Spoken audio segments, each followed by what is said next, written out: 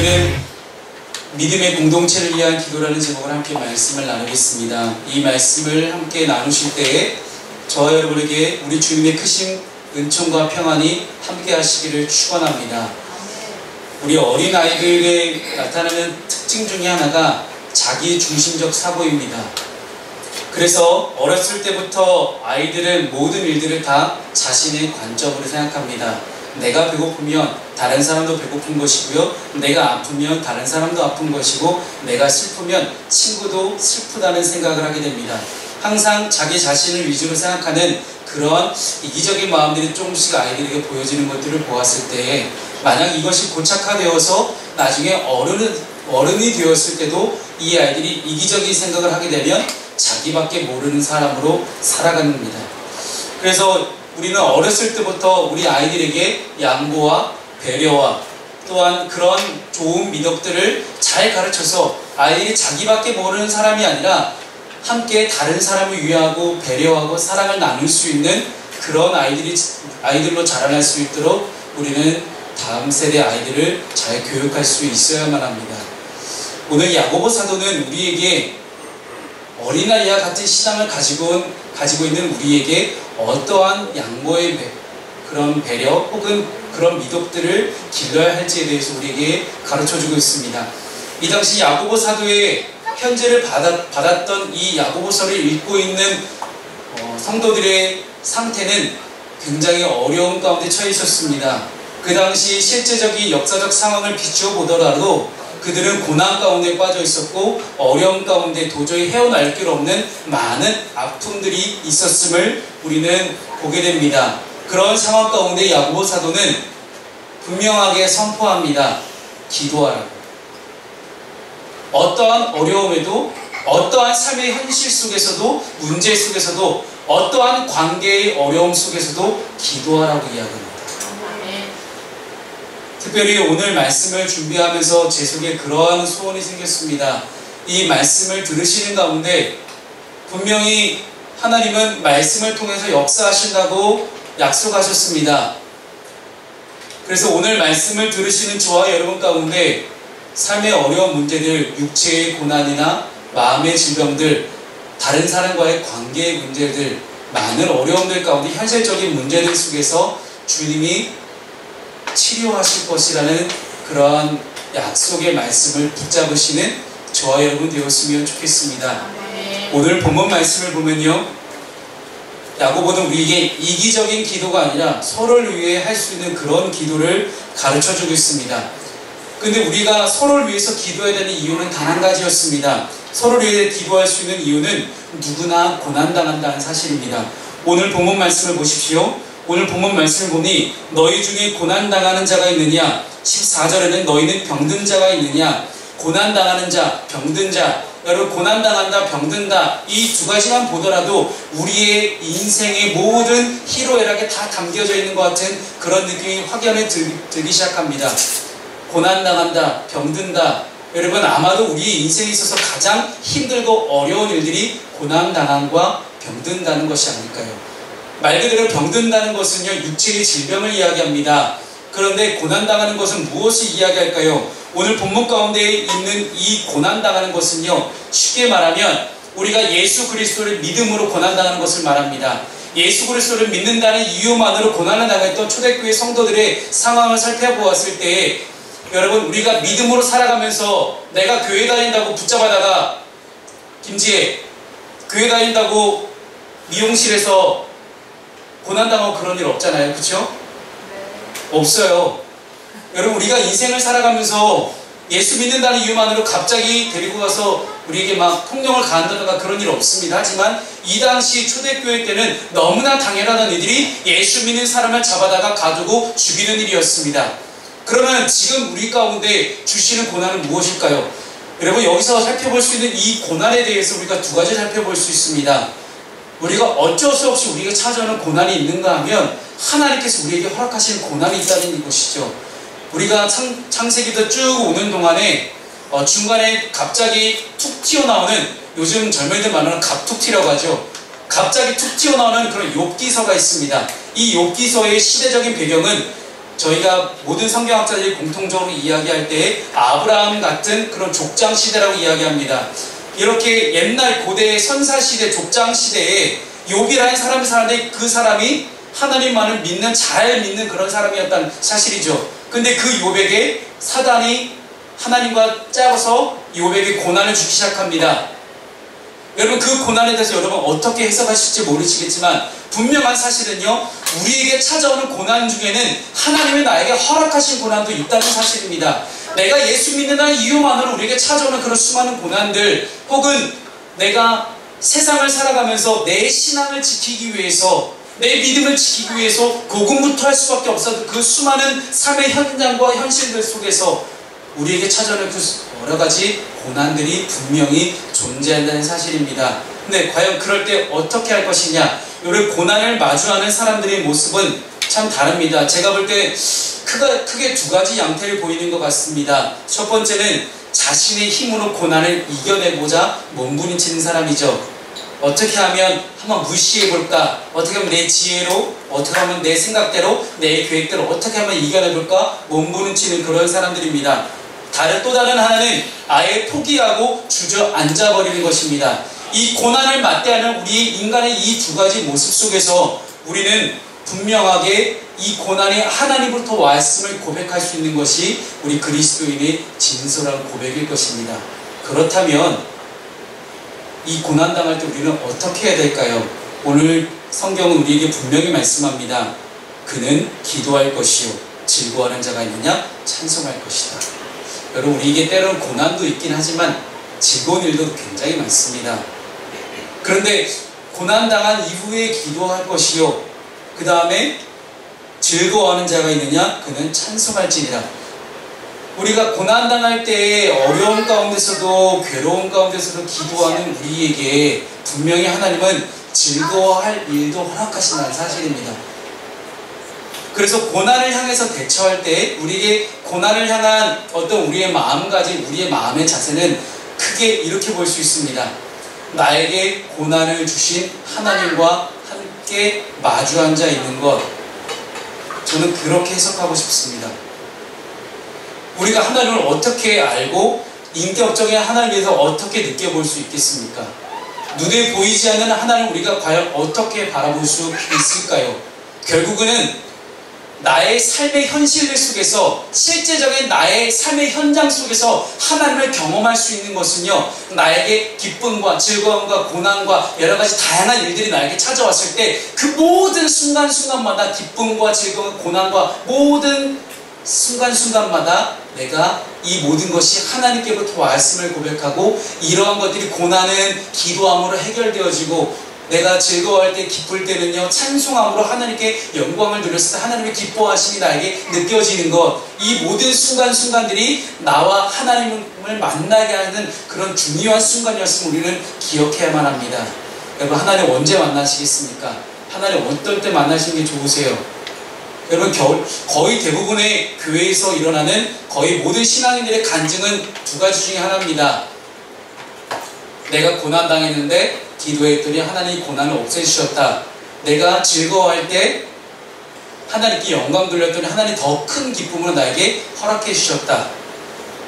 결국 여러분, 간증이라는 건 무엇입니까? 내가 하나님을 어떻게 만났냐는 거예요.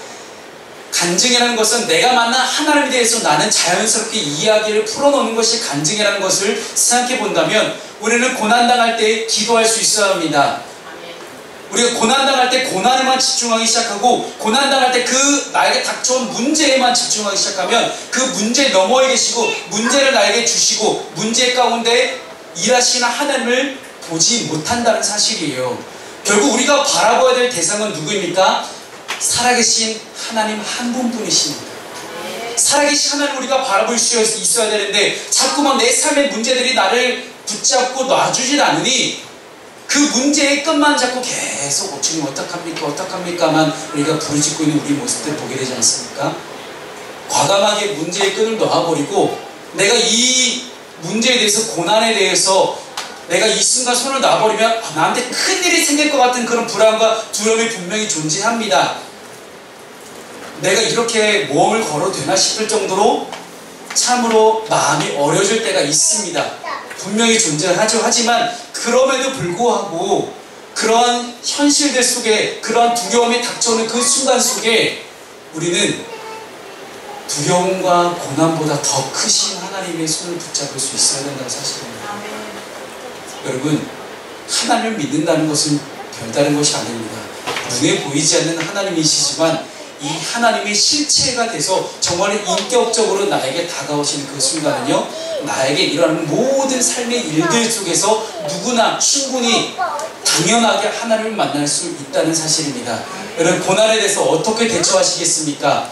포기하고 주저앉아서 그냥 문장 붙들고 이러고 계시겠습니까? 아니면 그 고난과 문제 속에서 주님께 기도하시겠습니까? 기도하는 여러분에게 반드시 즐거워하며 찬송하며 영광 돌리며 나올 일들이 분명히 찾아올 것이라 저는 믿습니다. 또한 너희 중에 병든 자가 있느냐? 그는 교회의 장로들을 청할 것이요 그들은 주의 이름으로 기름을 바르며 그를 위하여 기도할지니라고 이야기합니다. 여러분, 이 본문 말씀을 무조건 기름 발라야 되고 식용유 발라야 된다는 생각을 하지 마시고, 여러분, 선한 사마리아인의 비유를 여러분 기억하실 겁니다.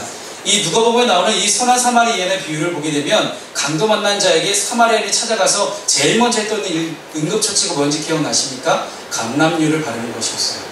그 당시 고대 근동지방에서 이스라엘 지방에서요, 가장 흔한 응급처치법 중에 하나가 외상 환자에게 감람유를 바르는 것이었습니다. 그래서 여기서 기름을 바른다는 것은요, 아픈 사람에게 감람유를 바르고 그를 위해서 축복기도 한다는 사실이에요. 그런데 왜 장로들을 청할까요? 이것을 볼 때 우리는 유대인의 정결예법을 우리가 볼 수 있습니다. 이 사람이 병에서 노임을 받았다, 이 사람이 아픈 가운데 나았다는 사실은요, 그 사람이 저 다 나았습니다 이렇게 이야기하는 것이 아니라 내가 다 나았다는 사실은 주변 사람들이 함께 증언할 수 있어야 된다는 사실이에요. 근데 여러분, 주변 사람이 증언할 수 있으려면요, 나 외에 누군가를 초청해서 그 누군가에게 저 아파요 라는 사실을 이야기할 수 있어야 된다는 사실이에요. 나 이렇게 아픕니다. 그러니 나를 위해서 기도해달라고 이야기하는 것. 장로들을 청하는 이유가 무엇이겠습니까? 그 당시 장로들은요, 교회의 치리자들이었습니다. 교회의 모든 행정적인 업무들을 다 담당하고 심지어 말씀도 전하던 사람들이 장로들이었어요. 그 장로들을 초청해서 저 아픕니다, 저를 위해서 기도해 주십시오라고 이야기하는 거예요. 이것을 신비적으로 볼 때는요, 어떤 거룩한 기름을 바르고 성수를 바르고 그에게 놀라운 어노인팅의 임재가 임해서 그 놀라운 어노인팅으로 그를 낫게 하는 방법도 있겠지만, 분명히 모든 장로 함께 모여 둘러싸인 이 장로들의 중보 기도를 이야기하는 거예요.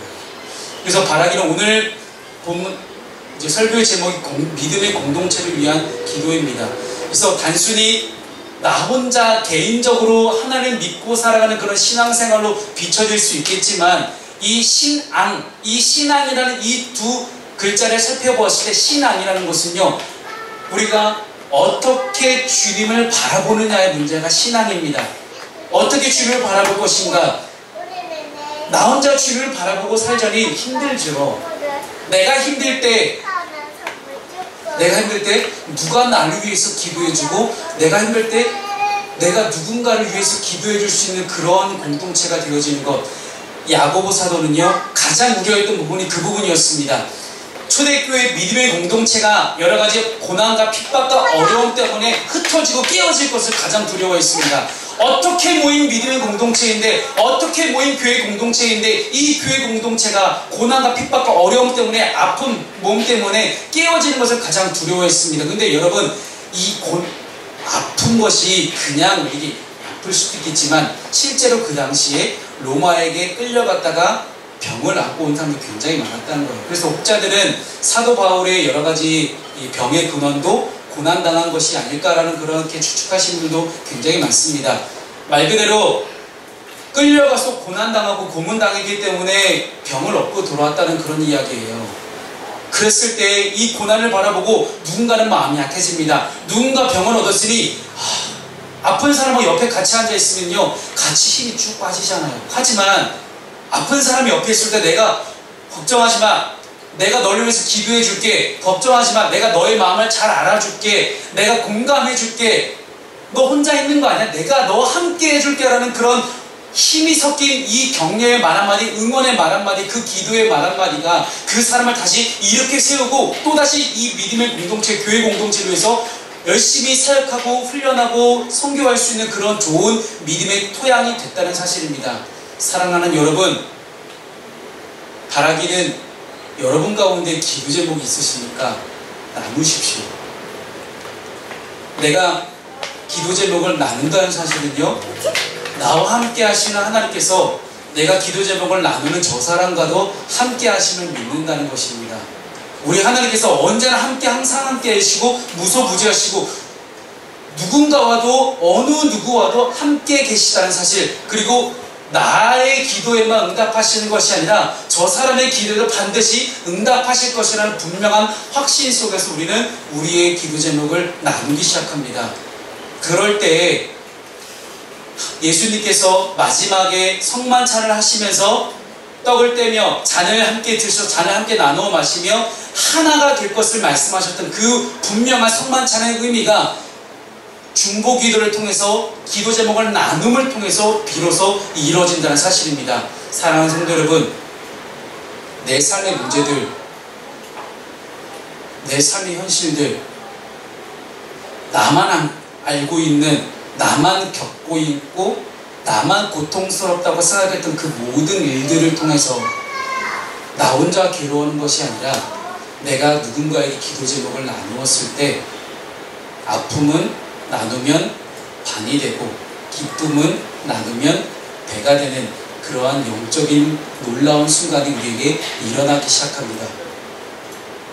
사랑하는 성도 여러분, 바라기는 우리 푸른숲 교회가 이렇게 믿음의 공동체가 되어서 서로가 서로에게 함께 기도 제목을 나눌 수 있는, 그냥 내 프라이버시가, 내 신앙의 문제가 혹은 내 삶의 문제가 나누기 좀 그러하니까, 부끄러우니까, 혹은 어디까지 내가 오픈해서 잘 모를 것 같아서 못 나누신 분이 계실 수도 있어요.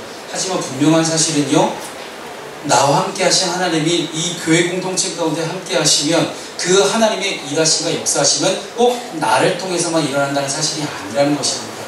그래서 기도 응답은 나의 기도뿐만 아니라 누군가의 기도를 통해서도 분명히 응답된다는 사실을 믿으시고 함께 기도 제목을 나누시면서 이 믿음의 공동체를 잘 세워갈 수 있는 저와 여러분 되기를 소망합니다. 두 번째는요, 이렇게 믿음의 기도가 병든 자를 구원하시겠다라고 이야기하십니다. 믿음의 기도가 병든 자를 구원한다. 근데 이 병듦을 오늘 본문 가운데 야고보는 이 병듦이 단순히 육체의 질병이 그냥 온다고로도 이야기할 수 있겠지만 죄의 문제라고도 이야기를 합니다. 여러분, 분명히 죄라는 것은요, 우리가 성경적으로 볼 때 죄라고 규정할 수 있는 것은, 죄는 하나님부터 멀리 떨어져 있는, 하나님부터 떨어진, 하나님부터 분리되어 있는 그 모든 것들을 다 죄라고 이야기합니다. 즉 나에게 육체의 질병이나 고난이 온다는 것은요, 내가 하나님을 떠나 있기 때문이라는 것이요, 무조건적으로 그러진 않습니다만 그럴 수도 있다는 사실, 분명히 가능성을 내포하고 있습니다. 그랬을 때에 이 믿음의 기도가 어떤 나의 믿음의 기도뿐만 아니라 우리 믿음의 공동체에, 우리 공동체 안에 있는 우리 구성원들의, 함께 가족들의 믿음의 기도가 나의 육체의 질병을 낫게 할 수 있다는 사실입니다. 그렇게 보았을 때 제일 먼저 해야 될 사실은 분명합니다. 너희 죄를 서로 고백하며 병이 낫기를 위하여 서로 기도하라. 그래서 어떤 이스라엘의 전체의 죄 때문에 한 왕이 혹은 한 선지자가 병에 걸릴 때도 있었습니다. 그렇게 본다면 분명히 육체의 질병이 나의 죄 때문에 오기도 한다는 사실입니다. 그렇게 보았을 때 우리가 제일 먼저 해야 될 일은 죄의 고백입니다. 내가 교회 공동체 가운데 함께 나누지 못할 그런 죄가 있다면 하나님께라도 함께 죄를 서로 고백하며 나누며 하나님과 함께 우리가 이 영적인 문제를 해결되었을 때에 육체적인 문제가 해결될 것이라는 사실입니다. 육체의 문제가 해결되지 않는다면요, 내가 방향을 좀 바꿔볼 수도 있어야 돼요. 삶의 문제가, 삶의 현실이 나를 계속해서 붙잡고 나를 놓아주지 않았을 때 우리는 좀 내 포커스를, 내가 바라보는 대상을요 조금 바꿀 필요가 있습니다. 언제까지 내가 그 문제만 붙잡고 내가 질병만 붙잡고 있을 것이 아니라는 거예요. 조금 방향을 바꿔서, 방식을 바꿔서, 내 눈높이를 바꾸고 내 포커스를 바꿔서, 내 각도를 바꿔서, 내 시야를 바꿔서 영적인 문제에서 출발할 그런 필요가 있습니다. 여러분, 삶의 문제가 정말로 어떤 분들은요 길게, 너무 길게 해결되지 않는 그런 분들도 있습니다. 혹은 우리 젊은이들에게는요 앞이 보이지 않는 그런 삶의 고난과 어둠과 터널이 우리에게 존재할 때도 있어요. 인생을 많이 지나오신 분들에게는 너무 많은 고난이 과거에 있었을지 모르겠지만, 우리 청년들의 다음 세대들에게는요 앞이 보이지 않는 그런 현실이 분명히 존재한다는 사실이에요. 하지만 우리가 바라보는 그 현실이 아니라 주님을 바라보는 것입니다. 영적인 문제가 먼저 해결되었을 때 육적인 문제는 아무것도 없이 갑자기 순식간에 해결되는 것들을 우리는 성경을 통해서 보고 있습니다. 성경의 일들이 과연 성경 속에만 존재하는 그런 신화적인 신비적인 일인가, 아니면 내가 바라본 나의 신앙 가운데, 나의 생활 가운데, 나의 영적인 생활 가운데 분명히 존재할 수 있는 그런 믿음의 현실인가? 여러분, 믿음은 바라는 것들의 실상이라고 히브리서 11장 1절 말씀 우리에게 교훈하고 있습니다. 그렇다는 사실은요, 나에게도 영적인 문제가 풀려졌을 때 현실적인 육체적인 문제가 반드시 풀려질 수 있음을 믿음으로 바라볼 수 있는 저와 여러분 되기를 소망합니다. 아멘. 여러분, 그 믿음을 통해서 하나님께서는 하나님의 뜻을 이 땅 가운데 이루실 것입니다. 아까 함께 나눴던 이제 목회의 기도를, 봉헌 및 목회의 기도를 제가 함께 할 때 하나님의 뜻이 이 땅 가운데 이루어지기를 바라며 함께 기도했습니다. 내 육체의 고난이 지금 나에게는 어려울 수도 있어요. 하지만 이 나의 육체의 고난 때문에 누군가는 하나님의 뜻을 경험하게 되는 그런 분명한 순간이 찾아오게 됩니다. 참 이러한 나눔을 할 때마다 이제 눈물이 앞을 가리는 그런 순간이긴 하지만, 저희 장모님께서 3년 전에 소천하셨는데, 저희 장모님이 소천하실 때 이제 항상 저하고 저희 사모가 기도했던 것은 낫게 해주세요라는 기도였어요. 병을 낫게 해주세요. 그런데 어느 날, 저는 감히 그렇게 말 못할 것 같은데 저희 사모가 먼저 와서, 여보, 우리 엄마가 낫는 것이 하나님의 뜻이 아니라 편안하게 돌아가시는 것이 하나님의 뜻인 것 같아요. 그리고 분명히 이 저희 장모님의 소천으로 인해서 나머지 가족들의 신앙이 더 성장하고 믿음이 더 자랐음을 우리는 보게 되었습니다. 마치 한 알의 밀이 땅에 떨어져 썩는 것처럼, 그리고 열매 맺는 삶을 살아가는 것처럼, 비록 저희 장모님은 일찍 생을 이제 마감하시고 하나님 곁으로 가셨지만, 분명히 우리 장모님의 그 신앙에, 저희 처갓집에서 저희 장모님의 신앙이 제일 좋으셨어요. 항상 이제 모든 예배를 다 참석하시고 정말 헌신을 많이 하시고 봉사를 많이 하셨는데, 그 장모님의 그런 수고, 헌신과 봉사와 믿음이 나머지 남은 가족들에게 전달되고 있음을 보았을 때, 가족들의 신앙이 이렇게도 이런 방법으로 자랄 수 있구나라는 것들을 보게 됐습니다. 여러분, 바라기는 어떠한 문제가 나에게 있다 하더라도 하나님의 뜻이 나를 통해서 흘러나갈 수만 있다면 나는 그 또한도 함께 기뻐하며 감사할 수 있는 저와 여러분 되었으면 좋겠습니다. 마지막 세 번째는요, 우리는 엘리야를 보겠습니다. 오늘 본문의 엘리야를 보니 엘리야는 우리와 성정이 같은 사람이다 라고 성경이 기록합니다.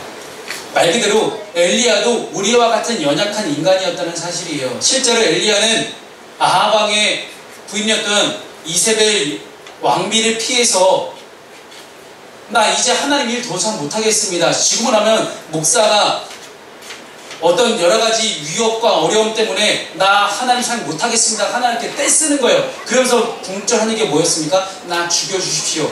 나 죽고 싶다. 하나님 일하신가 제발 죽여달라고 하나님께 하소연하는 내용이 열왕기상에 나옵니다. 근데 사랑하는 여러분, 어떻게 되었습니까? 이 엘리야가 이랬던 마음 약했던 엘리야가 하나님부터 은혜를 받고 하나님과 제대로 만나고 나고 하나님부터 힘을 얻고 나니 기도가 이제 비가 안 내리게 해주세요 했더니 3년 6개월 동안 비가 안 내립니다. 여러분, 저 여러분 할 수 있습니다. 우리 종혁이가 정말로 믿음을 가지고 기도하잖아요. 3년 6개월 동안 비가 안 오게 해주세요 하면 진짜 비가 안 오는 거예요.